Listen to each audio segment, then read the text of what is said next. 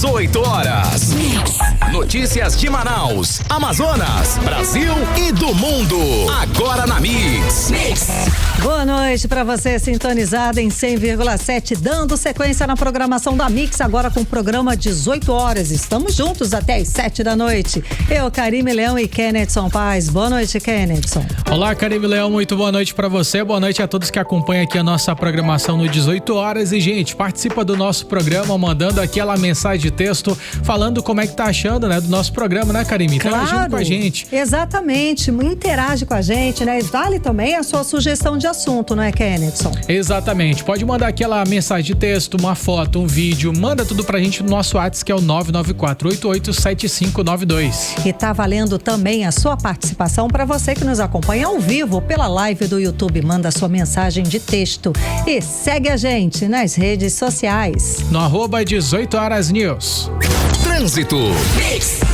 E a gente começa conversando com o repórter André Meirelles, que está nas ruas da cidade com o carro do 18 horas, acompanhando o movimento do trânsito, agora em Manaus, 6 horas e 3 minutos. Boa noite, André. A gente sabe que a Avenida Constantino Neri praticamente afundou, ela está interditada? É isso mesmo, Karime. Foi boa noite a todos, né? A Kennedson, a todos que nos acompanham aqui na 100.7. Um afundamento no asfalto deixou aí a Avenida Constantino Neri totalmente interditada. Isso aconteceu próximo ao terminal de integração T1, no sentido centro-bairro. E aí já viu, né? O trânsito sentiu na hora. Os veículos tiveram que ser desviados pela rua Japurá. E quem depende de ônibus também precisou ter paciência. Isso porque o acesso à plataforma A do T1 foi suspenso temporariamente. Aí as linhas de ônibus, né, principalmente ali da 100, 116, 609, 123, passaram a circular pela Avenida Ferreira Pena. A gente vai ouvir agora o agente de trânsito Erison Freitas, que explicou aí essa situação dessa mudança. A Avenida Constantino Neri, próxima ao Terminal 1, houve um afundamento de solo em frente à antiga sede do Sinetran. As rotas de veículos urbanos, né, tivemos que remanejar para a Ferreira Pena e também com auxílio da Japurá. Então, os veículos no sentido centro-bairro, né, foram desviados para acessar direto a Ferreira Pena, acessar Airão e retornar para Constantino Neri. 18 horas. E agora um alerta importante para quem vai passar pela região. A via já está totalmente liberada ali para o fluxo de veículos, só que mais atenção, hein? Logo mais à frente tem um semáforo inoperante. Isso está causando uma forte retenção na avenida de quem vem ali pela Avenida Airão. Então, o condutor aí tem que redobrar a atenção, diminuir a velocidade e ter paciência para evitar aí novos problemas no trânsito nesse momento. Volto com vocês. Muito obrigada pelas informações, André Meirelles. Mix. E vamos aos destaques de hoje do 18 horas. Eu, Vanessa Lima, falo sobre o otimismo do comércio do Brasil com a Copa do Mundo. A expectativa é de aumento de até 20% na venda de televisores. Eu, Nathalie Moraes, trago os detalhes sobre a liberação da licitação para as obras de recuperação da BR-319. Eu, André Meirelles, explico os detalhes sobre um incêndio de grandes proporções num depósito de material reciclável na Avenida Brasil. Esses e outros assuntos, os destaques mais importantes do dia, a partir de agora para você que sintoniza 100,7. No programa 18 horas de hoje, quarta-feira, dia 29 de abril de 2026. Você está ouvindo 18 horas. E abrimos o programa 18 horas de hoje com mais uma denúncia grave na saúde pública do estado do Amazonas. Simplesmente, gente, os médicos que trabalham na rede estadual estão há mais de 3 meses sem receber seus pagamentos. Sim, sabemos que existem outros grupos com outros meses em atraso. Mas estamos falando dos terceirizados da ONG que administra o 28 de agosto e o Dona Lindu. O mesmo repasse, mesmo assim, essa ONG, mesmo recebendo o repasse do governo do estado do Amazonas, não está honrando a folha de pagamento, não está pagando esses profissionais.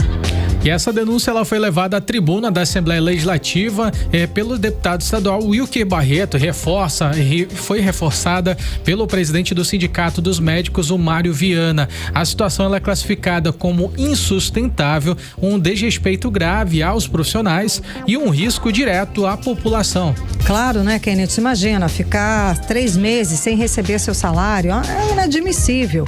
E o detalhe, tá? Como trouxemos aqui no 18 Horas, essa empresa Agir, essa ONG, ela é de Goiás e foi alvo de uma operação da Polícia Federal e da Controladoria Geral da União lá no estado de Goiás para investigar denúncia de desvio de mais de 38 milhões de reais durante a pandemia de Covid-19, tá?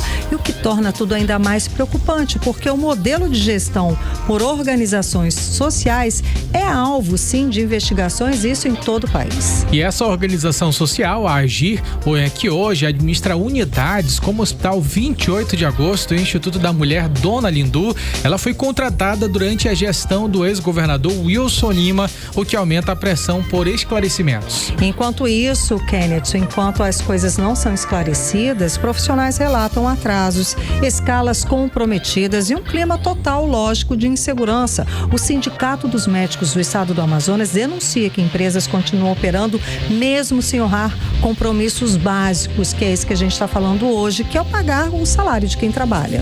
Durante a audiência pública, questionamentos foram feitos à Secretaria de Saúde, mas muitas respostas não foram apresentadas. O que está em jogo não é apenas o direito dos médicos, é a vida de quem depende do sistema público. Claro, porque na ponta, quem mais sofre com essa situação é quem precisa da saúde pública do estado do Amazonas, que é o cidadão.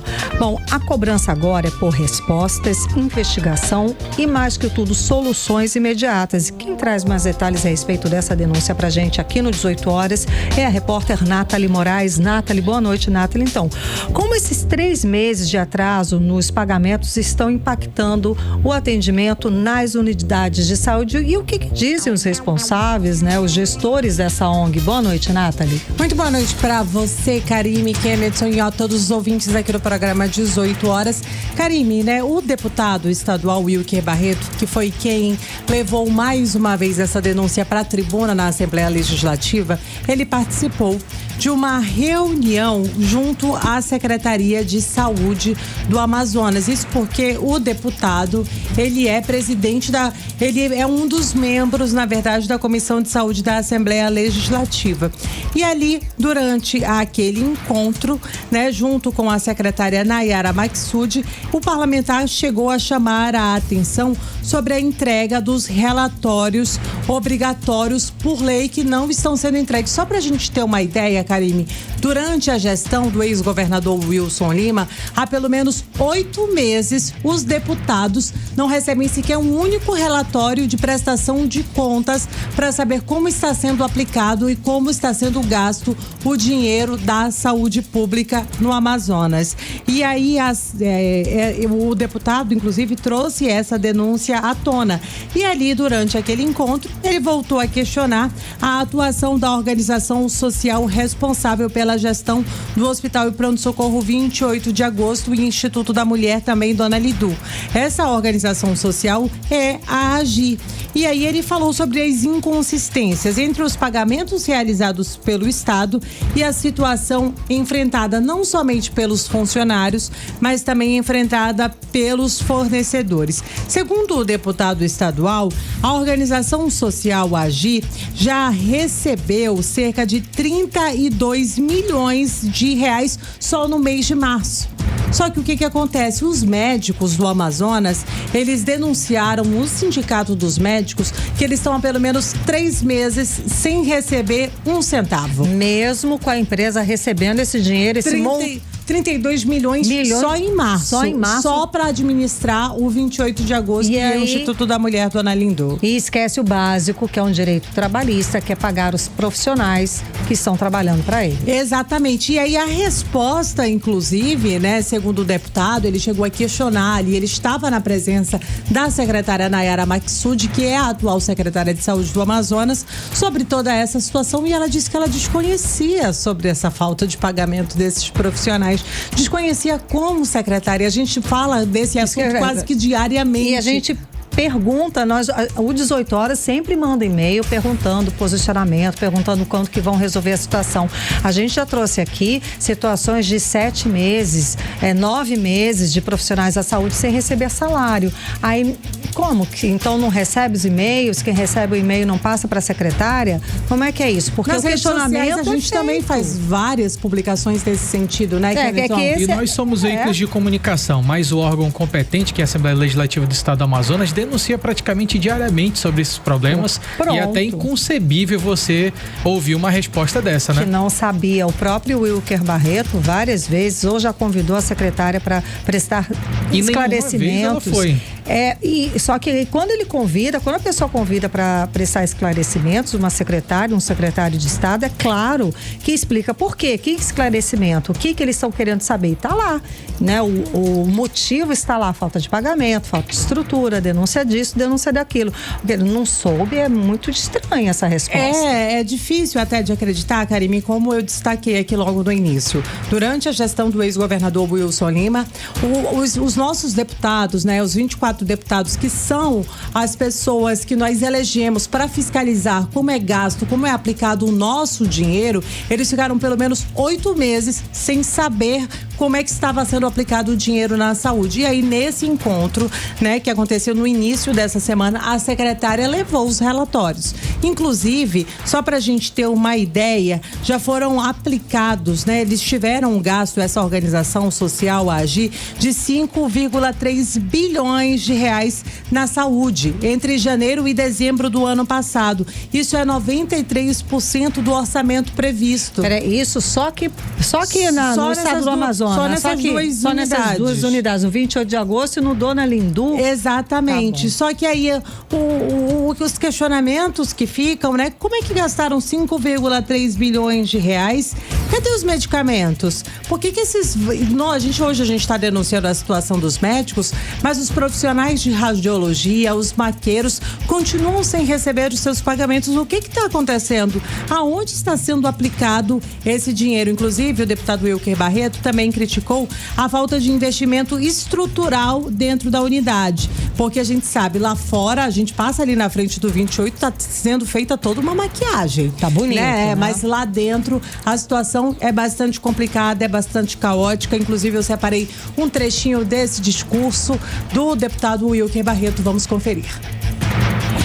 A OS que administra, OS, para quem não sabe, é a organização social, que está administrando 28 de agosto, está com pagamento em dia. O último pagamento, 32 milhões por mês. E os fornecedores estão em atraso. Detalhe, eu questionei isso para a secretária. Eu perguntei para ela o porquê que os médicos da OS estão indo para o 3º mês sem receber, mesmo a OS estando em dia o pagamento. Como é que uma prestadora de serviço que administra o 28 do Dona Lindu está com pagamentos em dia e os fornecedores estão em atraso? A senhora tem essa informação, secretário, que está em atraso? Nós pedimos a notificação e pedimos a equipe olhar todos de perto e entregar um balanço. 18 horas. Karime, Kennedy e ouvintes, né, no finzinho da fala, né, do deputado Wilker Barreto, a gente teve uma alteração, quando ele questiona a secretária Nayara Maksud, que é a secretária de Estado de Saúde do Amazonas, sobre esses pagamentos. E aí ela diz que ela não foi notificada, que a secretaria não foi notificada, ou seja, ela realmente não respondeu sobre essa falta de pagamentos. Ela disse que não sabia de nada. Que desconhece toda essa situação.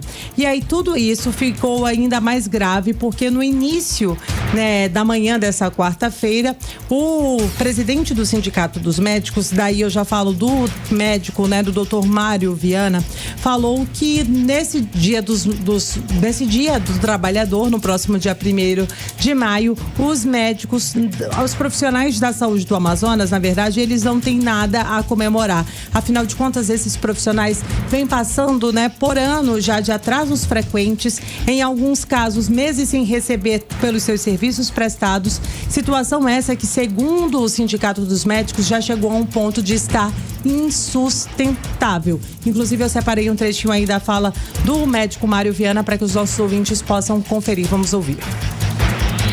O descumprimento dos pagamentos devidos aos médicos por parte das empresas de terceirização do trabalho médico e organizações sociais de saúde no Amazonas atingiu um patamar de gravidade que exige medidas enérgicas e imediatas. A possibilidade de cancelamento do registro das entidades inadimplentes perante os órgãos de classe não é apenas uma sanção administrativa, mas uma necessidade para preservar a dignidade da categoria e a segurança da assistência à população. Diante deste cenário, o Sindicato dos Médicos do Amazonas manifesta a urgência de que o Conselho Regional de Medicina do Amazonas exerça com rigor seu papel de fiscalizador e cumpra as diretrizes que prevêem punições severas aos gestores inadimplentes, uma prática que se tornou rotina no nosso estado. É importante ressaltar que o cenário atual de inadimplência e crise na gestão não é um fato isolado, mas um desfecho anunciado. 18 horas.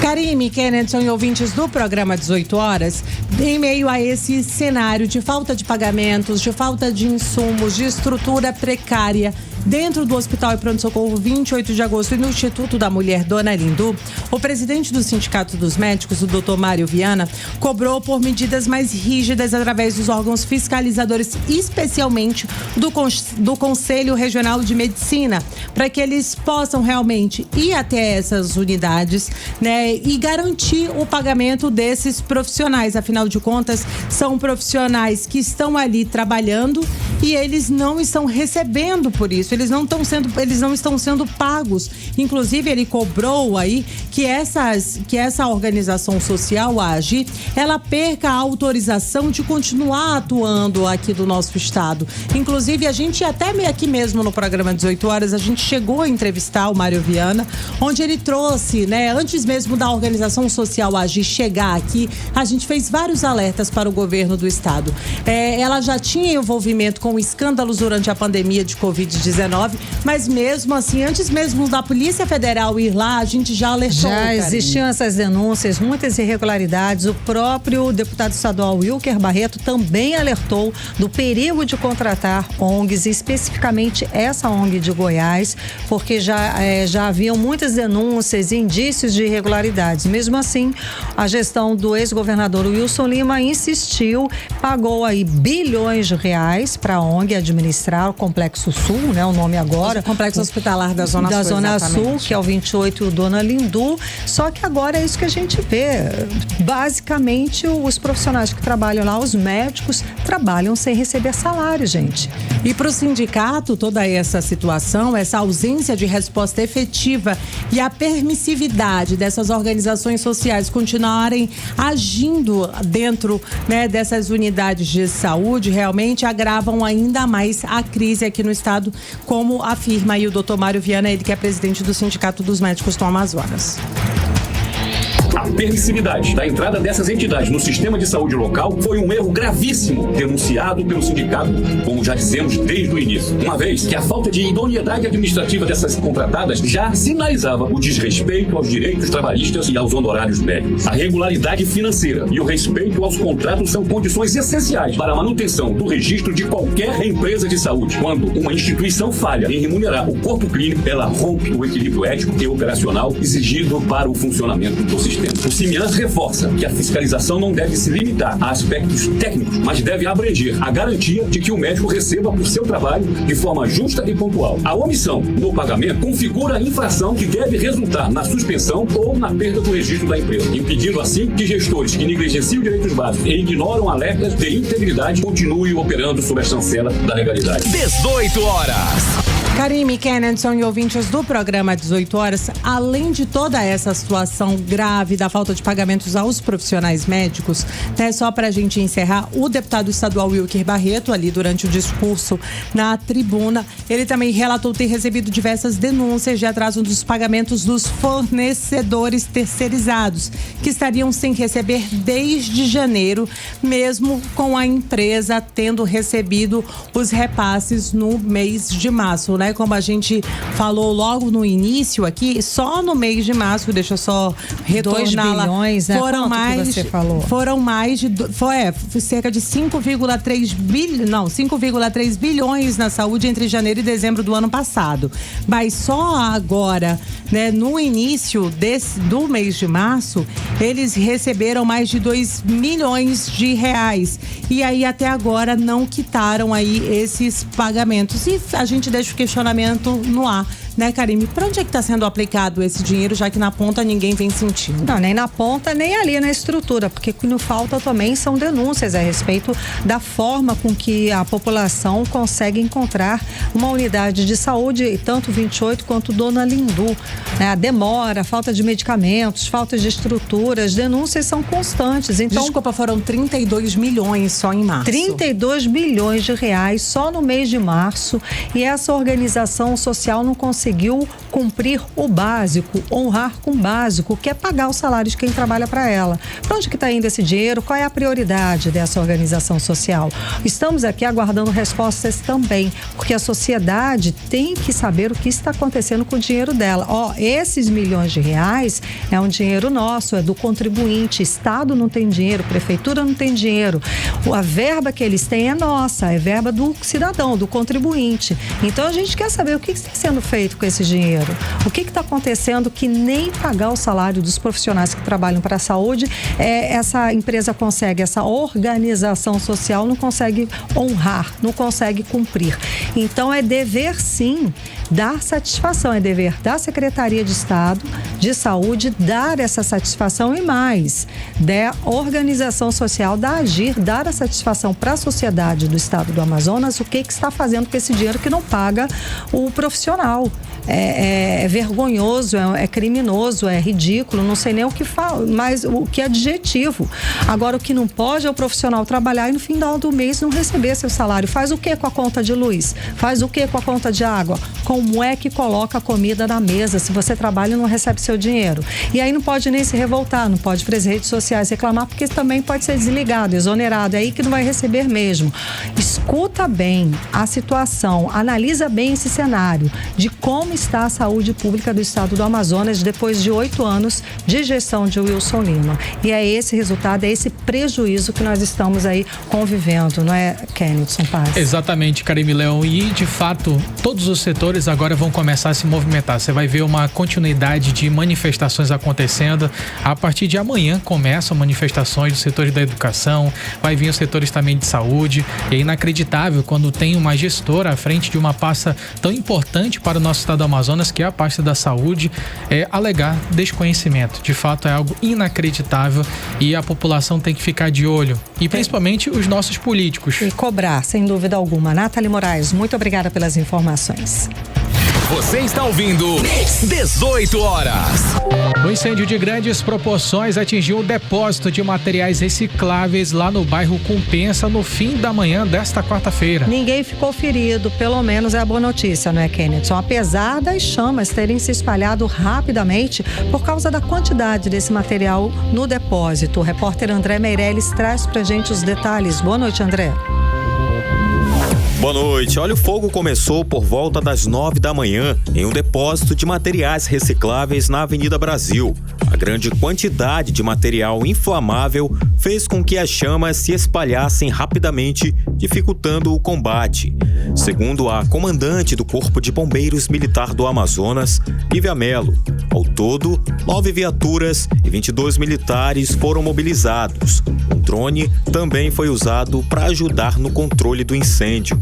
A gente atua para cessar o incêndio e finalizar a ocorrência da forma mais breve possível. Por isso a gente acionou o maior número de efetivo e viaturas para fazer esse controle. O fogo acabou atingindo imóveis próximos. 2 edificações foram afetadas e precisaram ser evacuadas por segurança. Uma família que morava na parte superior do depósito foi retirada do local. Na Avenida Brasil, 2 faixas foram interditadas no sentido centro-bairro. O trânsito ficou lento e os motoristas tiveram que dividir apenas uma faixa. Comerciantes da região também sentiram o impacto. o estabelecimento não abriu por conta do incêndio. Alana, funcionária desse estabelecimento, disse que já tinha problema com o acúmulo de material da sucataria no local.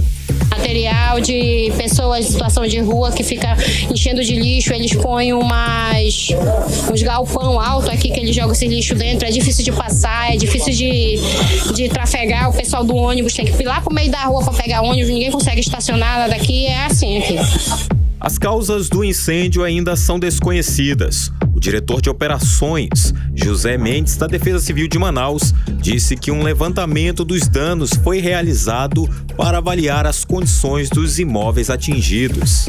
Embaixo são empresas de reciclagem, né? Uns dizem que é reciclagem, outros falam que também tinha uma marcenaria, ou seja, que tinha material inflamável para todo tipo de incêndio, na realidade, né? No primeiro momento nós temos um morador que mora em cima, a gente está fazendo já o registro, fazendo a ocorrência, e depois que terminar o rescaldo a gente vai fazer o trabalho técnico, que é olhar a edificação e ver se realmente tem condições de moradia para esse casal que realmente mora em cima aí. Apesar do susto e dos prejuízos, ninguém ficou ferido. O caso agora segue em apuração para identificar como o fogo começou. Volto com vocês. Você está ouvindo 18 horas.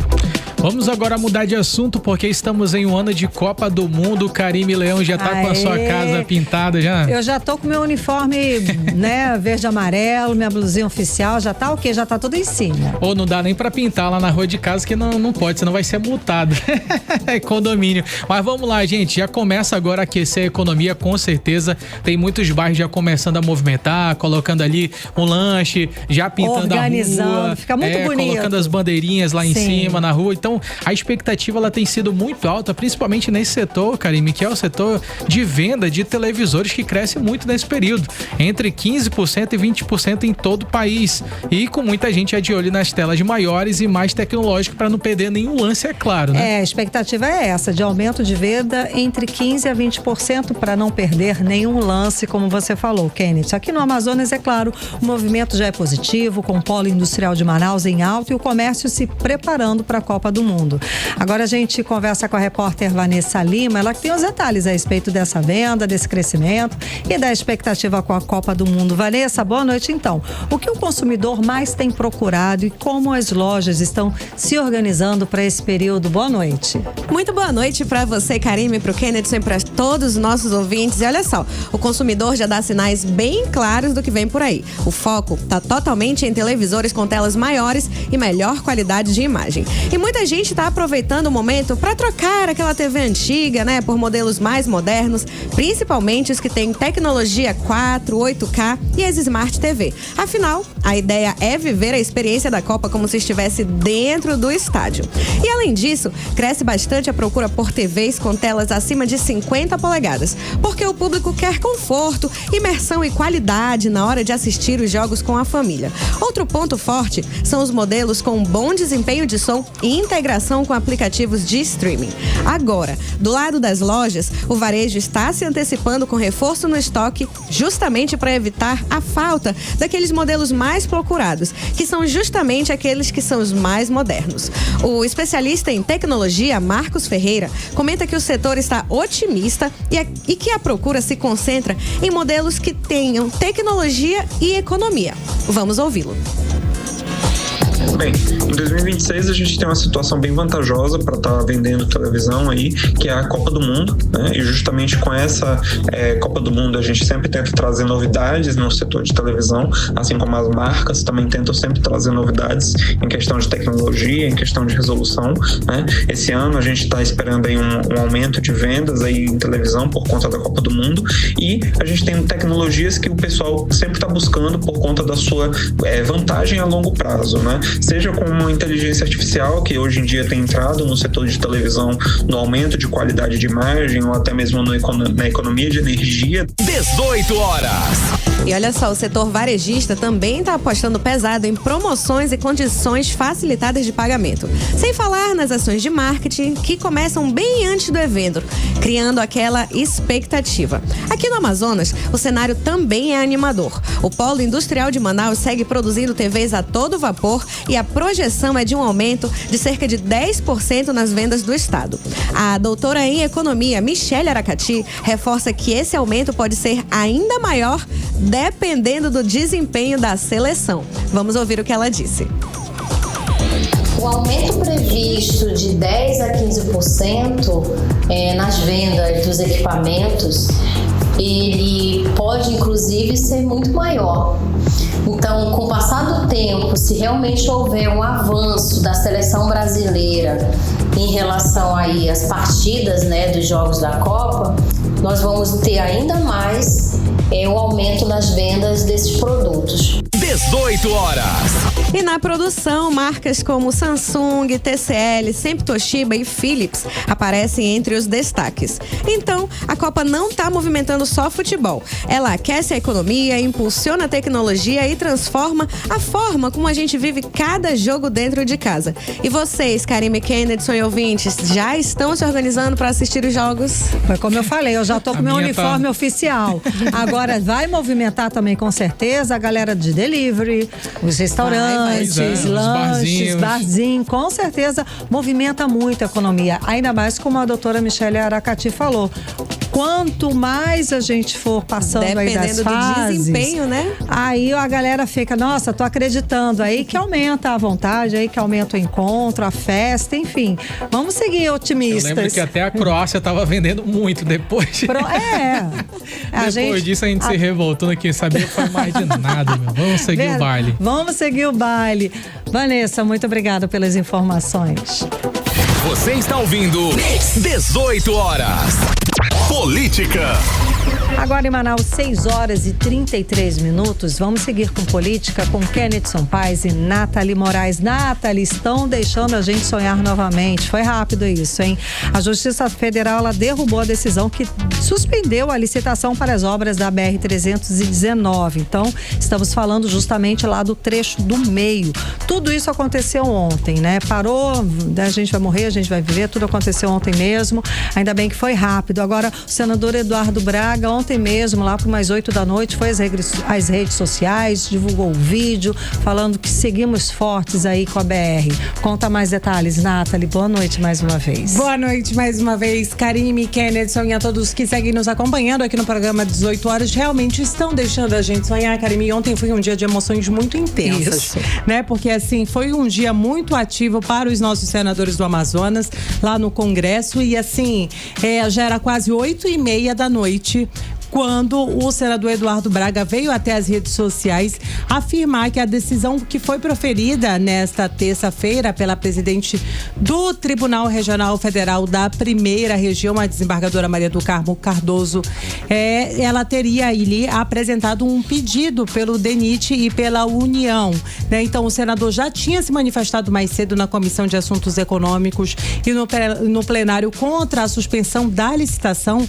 da BR-319, ali do asfaltamento do trecho do meio, mas graças a Deus a gente pode dizer assim, olha, isso aqui é um alívio, do fundo do meu coração. Graças a Deus veio do fundo do coração da amazonense, sem Depois dúvida. de analisar ali, então ela reconheceu a existência de uma grave lesão na ordem administrativa, principalmente para a nossa economia, para a nossa segurança, para a saúde da população amazonense e especialmente diante do risco da perda, realmente dessa ligação com o restante do Brasil. Não dá mais pra gente continuar dessa forma. Inclusive eu separei um trechinho aí da fala do senador Eduardo Braga comemorando essa decisão. Vamos ouvir. Acaba de ser revogada pela presidente do TRF1, a desembargadora Maria do Carmo, a decisão da 7ª Vara aí de Manaus, da Justiça Federal, que suspendia a licitação do trecho do meio da BR-319. Portanto, está restabelecida a licitação, os pregões e todo o procedimento da BR-319. Eu quero aqui agradecer ao ministro Jorge Messias, que liderou liderou esse processo junto à AGU. Quero agradecer também ao ministro dos Transportes, que liderou pelo Ministério dos Transportes, e pelo DENIT, o Fabrício, que também liderou por parte do DENIT, juntamente com a diretoria e as procuradorias, tanto do Ministério do Transporte e do DENIT. 18 horas.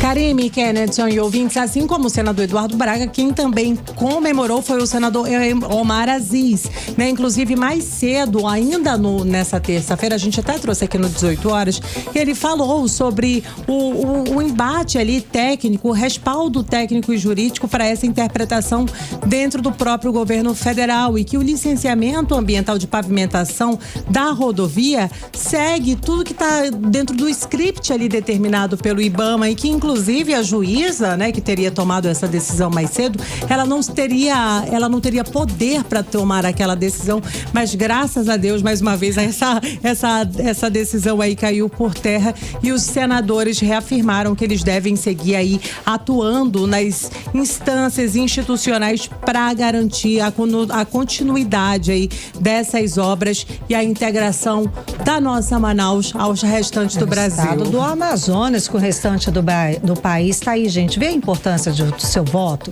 de como você, a importância de votar certo, de ter um representante um representante responsável que realmente defenda os compromissos, os interesses do estado do Amazonas em Brasília. Tá a importância do voto, tá defendendo, sempre defender a Zona Franca de Manaus. Então, gente, só lembrar, é ano eleitoral, vamos votar com muita consciência. Vamos seguir aqui, Kennedy Paz. O Tribunal Regional Eleitoral aqui do estado do Amazonas condenou o vereador Sargento Salazar a pagar multa de R$15 mil por usar o bordão "nunca será governador", ao criticar o ex-prefeito de Manaus, Davi Almeida, e pré-candidato ao governo do estado. Explica mais pra gente a respeito dessa situação, Kennedy Paz.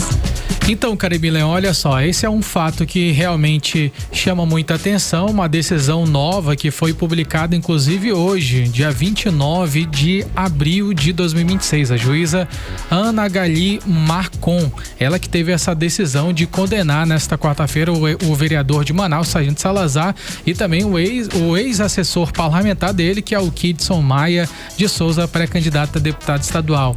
Eles vão ter que pagar uma multa de pelo menos valor de R$15 mil por usarem o bordão "nunca será governador", ao criticar o ex-prefeito de Manaus, Davi Almeida. A frase ela foi classificada como propaganda eleitoral antecipada negativa, o que é proibido pela legislação. A multa decorre do descumprimento de decisão proferida no dia 31 de março pela desembargadora Nélia Caminha, que determinou a exclusão do conteúdo e proibiu novas postagens pelo mesmo com esse mesmo teor, ou seja, um vídeo semelhante. E, segundo a informação, a decisão que foi divulgada, houve um descumprimento da decisão. A condenação ela foi decidida no âmbito de uma representação apresentada pela direção estadual do Avante, dirigida por Davi Almeida. No documento, a magistrada ela explicou que a propaganda eleitoral antecipada negativa se caracteriza pela desqualificação da honra de pré-candidato, pela divulgação de fatos sabidamente inverídicos ou pelo pedido de não voto, ainda que não explícito, ainda que explícito nessa ocasião. Quando ele fala "nunca será", ou seja, é um pedido para não votar. Isso faz parte ali, segundo a magistrada, como propaganda eleitoral antecipada. Karime. Tá certo, Nathalie, vamos lá. Segundo o vereador Coronel Rosses, as definições do PL para as próximas eleições devem passar por uma reunião com Eduardo Bolsonaro lá nos Estados Unidos. O que isso indica pra gente de estratégia? Menina, que estratégia errada ao meu ponto de vista, viu? Se eu fosse, né, da direita, se eu fosse lá do Partido Liberal, né? Eu não ia querer muito me aconselhar com ele, não, né? Só de falar o nome dele, envolvido em diversas polêmicas ultimamente, dividindo a própria direita, brigas com o Nicolas Ferreira, que é o maior influenciador da muitas direita. Muitas vezes, durante os momentos ali mais difíceis, durante a internação do pai, ele fez algumas publicações bastante infelizes ali, né? Causando com realmente... irmão na corrida pra presidência também. Sim, ou seja, seria a última pessoa pra você querer fazer uma reunião. Mas assim, ele encheu a boca. Quem que encheu a boca, Nathalie? O Coronel Rosses, vereador de Manaus, durante uma entrevista, ele disse que ele vai aos Estados Unidos realmente para ter uma conversa com o deputado federal licenciado Eduardo Bolsonaro, e nessa conversa ele deve definir ali todos os alinhamentos de narrativa, posicionamento e critérios para integrar o chamado arco de alianças bolsonaristas aqui no Amazonas. Vamos conferir aí o que disse o Coronel Rossi. Quando eu estive com o presidente Bolsonaro, o último contato que eu e o capitão Alberto Neto tivemos com ele, antes daqueles problemas, antes daquelas fatalidades em relação à prisão, nós tivemos com ele e ali ficou definido que o capitão Alberto Neto seria o candidato ao Senado e que nós certamente iríamos concorrer a essa vaga deixada pelo capitão Alberto Neto dentro de um arco de aliança, dentro dos escolhidos do bolsonarismo em cada estado.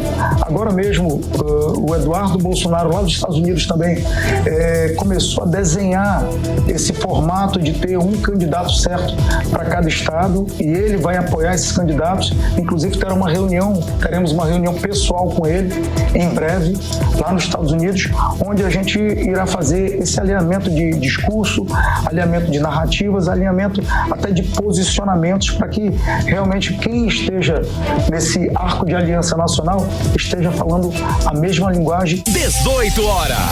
Então, Karime, Kennedson e ouvinte, só para encerrar, né? Depois de comentar ali essa sua participação em figurinha, como ele disse, eu sou do time Bolsonaro e eu sou o candidato que Carlos deve apoiar aqui no Amazonas, ele também falou ali de outras lideranças, né? Como a Maria do Carmo, o Sargento Salazar, mas eles não disse que eles devem participar desse encontro. Agora, ele disse que ele vai embarcar para os States aí para ter essa conversa. Agora, chama atenção, né? Porque quem é o candidato à presidência é o Flávio Bolsonaro. É o irmão, não é o que está lá no Não é o Eduardo Bolsonaro. Pois é, vai entender. E todo mundo vê. Fica até uma instabilidade. Quem é que tem a voz de comando? Aí divide ainda mais, parece né? um movimento assim, meio que contraditório, né? Parece que tá remando contra a Acompanha maré. pra gente, traz os resultados dessa reunião e tudo Pode mais, deixar. né? Kennedson Paes estava acompanhando até há pouco, né, a sabatina de Jorge Messias, que foi indicado ao Supremo Tribunal Federal, uma indicação do presidente Lula. E pela primeira vez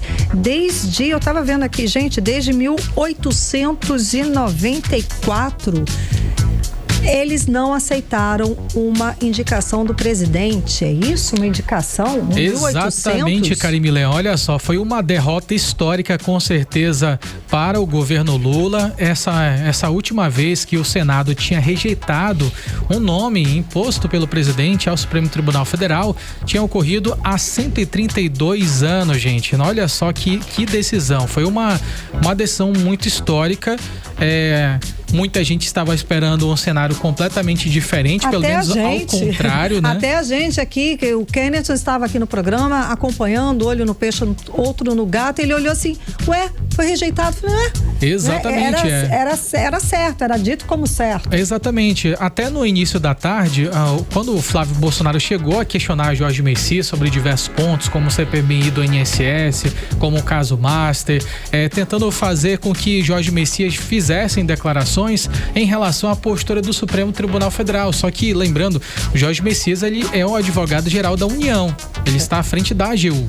Ele não está à frente do Supremo Tribunal Federal. Mas, como ele estava naquela condição de indicado, ele já poderia dar as palavras dele a respeito sobre aquilo, se ele considerava justo ou injusto. Certo. E aí, naquela ocasião em que Flávio Bolsonaro estava falando isso, ele já tinha dito que o Senado iria se surpreender. E que não era aquela intenção de voto que muita gente falava por aí. E de que já estava definida uma quantidade expressiva de votos e de que eles iriam se surpreender. E de fato foi uma quantidade de votos bem significante, né? O Senado, ele rejeitou por 42 votos, né, contra essa decisão, 34 votos foram a favor.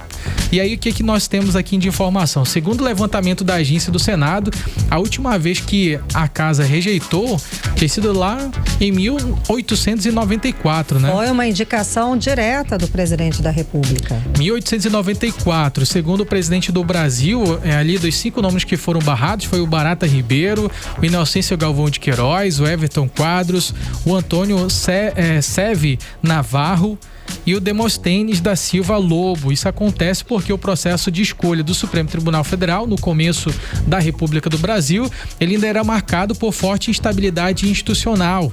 E a maior parte desses designados, ele não tinha uma formação jurídica, que hoje é um notável saber jurídico, é um dos requisitos para poder você ingressar ao Supremo Tribunal Federal e também ter um histórico ilibado, ou seja, não ter ali a sua honra constrangida de modo judicial, de vários outros problemas, ou seja, você tem que ter uma conduta ilibada, sem qualquer tipo de irregularidade ou coisa que você possa ser difamado. E só para fazer um resumo, Karime, em relação a como é que foi essa sabatina, eu sinceramente, como cidadão, achei interessante as falas de Jorge Messias, principalmente ao ele ter se atido, né? Ele ter falado muito a respeito sobre a defesa da nossa Constituição da República, da nossa Constituição Federal. Ele em diversos momentos falou sobre a defesa da soberania dos três poderes, do poder legislativo, o judiciário, o executivo. Ele defendeu em vários momentos o exercício de cada uma dessas casas, que o judiciário não pode interferir, e foram até palavras que podem servir de inspirações para os ministros do Supremo Tribunal Federal, aos nossos parlamentares no Senado, na Câmara dos Deputados Federais. E ele falou a respeito sobre isso, que muitos assuntos que eram direcionados, eram elencados para o Supremo Tribunal Federal, na realidade deveriam estar no Poder Legislativo, deveriam estar na Câmara Federal, deveriam estar no Senado, e eram remetidos de forma até incorreta ao Supremo Tribunal Federal, que acabava tendo que admitir uma função que não lhe compete, que é de legislar. Ou seja, ele deu uma aula, explicou extremamente lúcido, com uma oratória muito convincente, com muito argumento. E falou sobre diversos pontos sensíveis, Karime. Pra gente destacar aqui alguns pontos sensíveis, o inquérito das fake news. Ele deu uma declaração muito contundente em relação a isso, que ninguém pode ser investigado a vida inteira, de que os inquéritos eles precisam ter um início, um meio e um final com prazos razoáveis, pré-estabelecidos, não pode ter continuidade infinita, como está acontecendo no inquérito das fake news, que está ainda no Supremo Tribunal Federal em processo. Sobre o caso da CPMI do INSS, disse que todos os órgãos que estavam sendo investigados, eles sofreram punições pela Agência Reguladora da União, a Agência da Advocacia Geral da União. Em relação ao caso Master, ele disse que a AGU não esteve devidamente relacionada ao caso, então por isso ele não podia dar declarações a respeito do fato, que isso daí estava à frente do caso da Polícia Federal e também ao Supremo Tribunal Federal, e cabe a essas instituições definir esse caso. A questão sobre a crise da credibilidade do Supremo Tribunal Federal, ele alegou que de fato isso daí é algo real, que permeia as discussões populares a respeito sobre a credibilidade do Supremo Tribunal Federal, mas de que era um momento essencial para que a população pudesse discutir como elas queriam ter um sistema judiciário, e que o sistema judiciário estava aberto para essas indicações da população, isso através dos seus ali, que eles colocam como deputados, como senadores, são os representantes do povo, né? A independência dos poderes, como ainda há pouco falei. Então foram assuntos bastante interessantes, e que agora nós temos esse resultado de rejeição.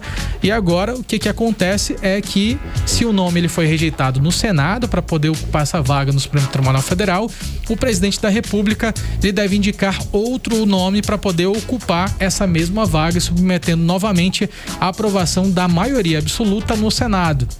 E a maioria ali, o voto mínimo para poder ser admitido como novo ministro do Supremo Tribunal Federal é de 41 votos. Lembrando que o candidato ele precisa ter acima de 45 anos, não pode ter menos de 75, ou seja, já é uma idade bastante avançada, e aí tem que ter esse notável saber jurídico e ter essa reputação ilibada. E vamos acompanhar, né? Saber qual é que vai ser esse próximo nome. O resultado é que foi uma derrota para o presidente Lula, uma derrota histórica, pela primeira vez desde 1800 e tal. 894. Que o nome indicado pelo presidente não assume, é rejeitado. Muito obrigada pelas informações, Kennedson Paes e Nathalie Moraes. Você está ouvindo 18 horas. Daqui a pouco, no 18 horas, eu, Vanessa Lima, trago as atualizações da cheia no estado. 16 municípios já decretaram situação de emergência. É o nosso assunto em instantes. 18 horas. Trânsito. Vamos voltar a conversar ao vivo com o repórter André Meirelles. André, hoje teve fiscalização da Prefeitura de Manaus no trânsito. Foi lá na Zona Leste. Conta o resultado. Exatamente isso. Boa noite mais uma vez. É uma operação do IMU, que é o Instituto Municipal de Mobilidade Urbana. Foi realizada essa operação na Avenida Brigadeiro Lário Curjão, no bairro Jorge Teixeira, né? Que é uma área conhecida pelo movimento intenso de veículos e pedestres. Não deu outra, né? Foram registradas aí 12 autuações por irregularidades no trânsito. Durante a ação, os agentes, eles flagraram veículos parados em fila dupla e outros estacionados de forma irregular. São situações aí que acabam, né, travando ali a via e colocando a maioria dos pedestres também em risco. E aí, através também de denúncias que foram feitas nas redes sociais, como alguns vídeos, algumas reclamações, chegou até o IMU, que foi até lá para fazer essa operação aí de ordem no trânsito ali pelo local. Então, além de multar, a equipe também orientou os motoristas sobre como usar ali corretamente o espaço público. E a ideia foi exatamente essa, para melhorar a fluidez e também evitar esse tipo de problema no dia a dia. E para quem quiser denunciar qualquer irregularidade no trânsito ali, veículos estacionados em calçadas, né? Muitas das vezes o pedestre tem essa reclamação: o veículo está estacionado na calçada, onde é o espaço para o pedestre passar, e o pedestre acaba tendo que desviar do veículo, passando pela rua, enquanto o veículo que deveria, né, estar na rua, está ali na calçada. Então, para fazer denúncias, é só usar o canal direto, que é o Disque Trânsito, que é o 0800 092 1188, 0800 092 1188. Volto com vocês. André Meirelles. 18 horas. Previsão do tempo. Vamos saber agora a previsão do tempo com Vanessa Lima. Muito boa noite a todos que acompanham a previsão do tempo aqui com a gente no 18 horas. Quarta-feira com muito calor e pancadas de chuvas isoladas. A previsão para a noite aponta céu nublado e possibilidade de chuvas leves com 56% de chance de precipitações. E agora vamos falar sobre o clima de amanhã, 30 de abril, quinta-feira, segundo o Clima Tempo. Na quinta-feira, o dia começa abafado com nuvens pesadas. Ao longo da tarde, o calor aumenta e se mistura com pancadas rápidas de chuva. À noite, o céu fica parcialmente nublado e com baixa ou nula chance de chuva. Resumo do termômetro. A temperatura nessa quinta varia entre mínima de 25 e máxima de 29 graus. E a umidade relativa do ar fica em torno de 81 a 97%. Vamos lá, Vanessa, segue aqui com a gente, porque a gente sabe que a cheia está piorando, o número de municípios que já decretaram situação de emergência aumentou. Agora, Jutaí entrou na lista, são 16 municípios, é isso? É isso mesmo, Karime. O número de municípios em situação de emergência por causa da cheia subiu para 16. A cidade de Jutaí foi a mais recente a entrar nessa lista, mas até agora não foi divulgada a medição atualizada do Rio Jutaí, que corta o município. E a informação ela foi confirmada pela Defesa Civil do Estado e mostra que já são cerca de 133 mil pessoas afetadas pelas inundações. Além desses 16 municípios em emergência, outros 4 estão em alerta, 31 municípios em atenção e 11 seguem em situação de normalidade, incluindo a nossa capital, Manaus. A Secretaria de Estado de Saúde também divulgou orientações para esse período de cheia. E entre as recomendações estão reforçar a vacinação contra hepatite, tétano e raiva, vacinar cães e gatos, controlar os estoques de imunizantes e distribuir hipoclorito de sódio para tratamento de água, principalmente nas áreas rurais. O documento ainda destaca a importância de monitorar a qualidade da água, identificar falhas no abastecimento e agir rápido em caso de contaminação. E olha só, apesar desse cenário atual de cheia, os prognósticos climáticos já indicam uma mudança. A partir de maio, o fenômeno El Niño deve começar a influenciar a região com uma seca severa. Quem explica melhor pra gente é o secretário interino da SEDECT, o Gustavo Igrejas. Vamos ouvir o que ele diz. Nós fizemos uma reunião, se não me engano, dia 8 de abril, com a Defesa Civil, mas a expectativa é que entre um El Ninho muito forte agora em maio, e dependendo dessa magnitude desse El Ninho, provavelmente a gente vai ter outra seca severa no final do ano, e a gente fez esse alerta. Gustavo, é 100%? Não é. Mas os números e a experiência da gente tem demonstrado isso. Em 2023, a gente foi pego surpresa com a seca, recorde, né?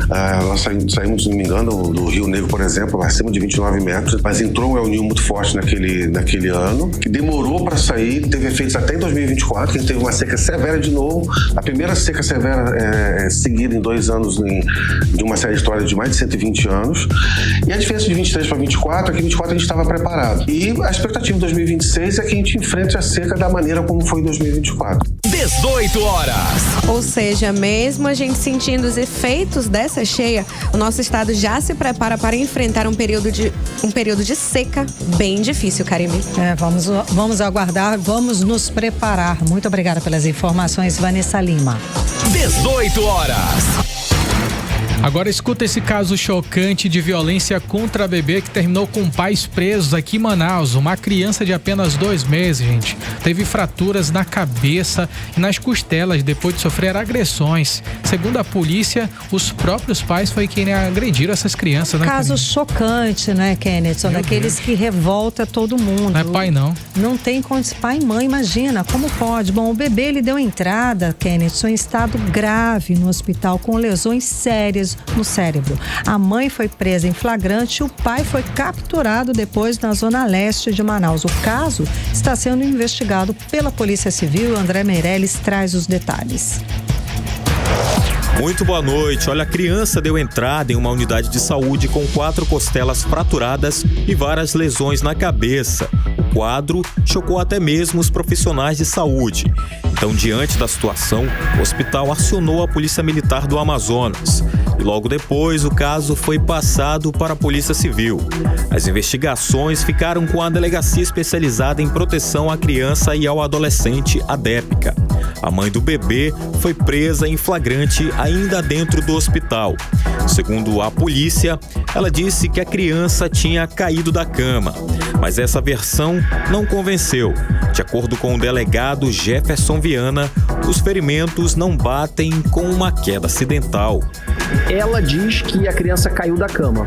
Contudo, todas as evidências apontam para uma ação ativa da mãe ou do pai ou de ambos juntos, sendo que um deles pode ter agido por omissão também, no sentido de ferir a criança, porque são 4 costelas fraturadas, são lesões no crânio em diversos locais diferentes, o que não corresponde a uma queda da cama.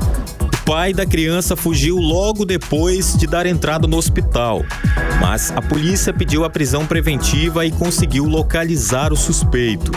Segundo o delegado Jefferson Viana, o homem já está preso e à disposição da justiça. Como o pai se evadiu do local, foi solicitado junto ao Poder Judiciário a expedição do mandado de prisão, que foi prontamente cumprida pela equipe de investigadores da delegacia. Hoje o pai está à disposição da justiça, com o objetivo de passar pela audiência de custódia e, a partir de agora, o Poder Judiciário que vai decidir o destino dele. A Polícia Civil segue investigando para entender como essas agressões aconteceram e quem realmente fez o quê. O delegado disse ainda que o bebê segue internado em estado grave e precisa de atenção médica o tempo todo e que agora quem está acompanhando a criança é a avó e uma tia. Ela ainda continua no estado grave. A avó, juntamente com uma das tias, está realizando o acompanhamento dessa criança e o pai e a mãe atualmente estão presos. Um caso pesado aí que acende o alerta sobre a violência contra crianças. Essa investigação ela segue e pode trazer novas revelações a qualquer momento. A gente segue acompanhando. Volto com vocês. 18 horas. Esporte. E agora falando de coisa boa aqui no 18 horas, falando de esporte, porque teve clima decisivo da Conmebol Libertadores. O Cruzeiro mostrou ali maturidade técnica e força decisiva para superar o Boca Juniors por 1-0 lá no Mineirão. Uma partida intensa e disputada com certeza. A equipe conseguiu segurar a pressão e aproveitar a chance decisiva e somar os 3 pontinhos importantes. Com o resultado, o Cruzeiro se mantém bem posicionado no grupo D. E a rodada segue movimentada com outros brasileiros em campo. Hoje o Flamengo defende os 100% de aproveitamento diante do Estudiantes, fora de casa, com ataque eficiente, que já marcou 6 gols e sofreu apenas 1, tá? Outro jogo importante nessa quarta é do Palmeiras e encara o Cerro Porteño, buscando consolidar a boa fase e seguir a liderança do grupo F. Hoje também o Mirassol protagoniza um momento histórico ao receber Always Ready em sua terceira participação internacional, de olho, é claro, na manutenção da vaga entre os primeiros do grupo. Agora, Manaus, 19 horas, seguimos direto para o editorial 18 horas. Editorial 18 horas. Bem mais justa. É assim que pode ser considerada a decisão que manteve a licitação para as obras de recuperação do trecho do meio da BR-319. A desembargadora federal Maria do Carmo Cardoso julgou que a continuidade dos certames não produz por si mesma qualquer dano ambiental, ou seja, que os pregões constituem procedimento administrativo de seleção de propostas, sem implicar intervenção física na rodovia. Os editais do DENIT são relativos à pavimentação de 339 quilômetros da rodovia, entre o quilômetro 250 e 590. Como dissemos aqui ontem, o bom senso deve prevalecer. A pavimentação da estrada deve vir junto com o aumento de melhoria das medidas de proteção da floresta, ações e medidas que vêm sendo tomadas já há bastante tempo, e considerando que a lei diz que o licenciamento ambiental para a realização da obra é dispensado, isso porque se trata de um serviço de manutenção e ou melhoramento da infraestrutura e instalações pré-existentes. E voltamos a dizer, o reasfaltamento da BR-319 é um imbróglio que deve ser resolvido, pois se trata de um desejo e um direito da população do Amazonas, que tem demonstrado ao longo do tempo que protege a floresta. Os desmatadores criminosos devem ser combatidos com toda a dureza da lei. E a lei deve garantir que a estrada esteja em boas condições, inclusive sirva para aumentar a fiscalização contra o desmatamento. A restauração da BR-319, com todo o cuidado ambiental e defesa da floresta em pé, é um passo histórico para o Amazonas. 18 horas. Muito obrigada pela sua companhia. Ficamos por aqui. Um beijo. Até amanhã. Boa noite, Kennethson Paz. Boa noite, Caribe Leão. Boa noite a todos que nos acompanharam aqui, até aqui. Aquele alô, tamo junto. E siga a gente nas redes sociais no @18horasnews. Tamo junto. Você ouviu 18 horas. As notícias do Brasil e do mundo. De volta amanhã.